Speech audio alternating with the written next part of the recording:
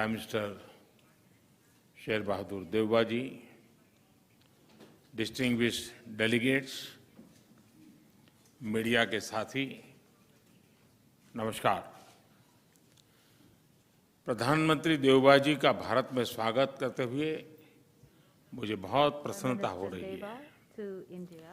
आज भारतीय नववर्ष और नवरात्रि के पवित्र अवसर पर देवबा जी का शुभ आगमन हुआ है। मैं उनको और भारत और नेपाल के सभी नागरिकों को नवरात्र की बहुत बहुत शुभकामनाएं देता हूं। देवबा जी भारत के पुराने मित्र हैं। प्रधानमंत्री के रूप में यह उनकी 5वीं भारत यात्रा है। भारत नेपाल संबंधों के विकास में देवबा जी की महत्वपूर्ण भूमिका रही है।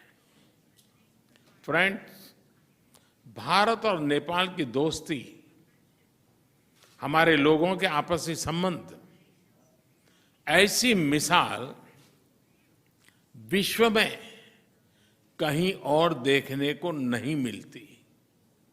हमारी सभ्यता, हमारी संस्कृति, हमारे आदान प्रदान के धागे प्राचीन काल से जुड़े हुए हैं।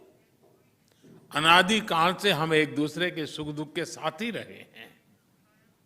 हमारी पार्टनरशिप के आधार, उस आधार में हमारे लोगों के आपसी संबंध, उनके बीच आदान प्रदान है। हमने पंचेश्वर परियोजना में तेज गति से आगे बढ़ने के महत्व पर जोर दिया है। यह प्रोजेक्ट इस क्षेत्र के विकास के लिए एक गेम चेंजर सिद्ध होगा। हमने भारतीय कंपनियों द्वारा नेपाल के हाइड्रो पावर डेवलपमेंट योजनाओं में और अधिक भागीदारी के विषय पर भी सहमति व्यक्त की। यह प्रसन्नता का विषय है कि नेपाल अपने सरप्लस पावर भारत को निर्यात कर रहा है। इसका नेपाल की आर्थिक प्रगति में अच्छा योगदान रहेगा।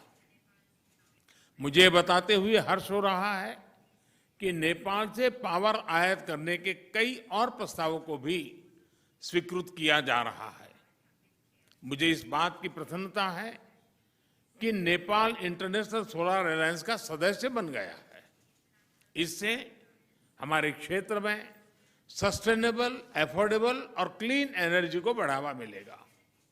फ्रेंड्स, प्रधानमंत्री देवबा जी और मैंने व्यापार और सभी प्रकार से क्रॉस बॉर्डर कनेक्टिविटी, उस इनिशिएटिव्स को प्राथमिकता देने पर भी सहमति जताई।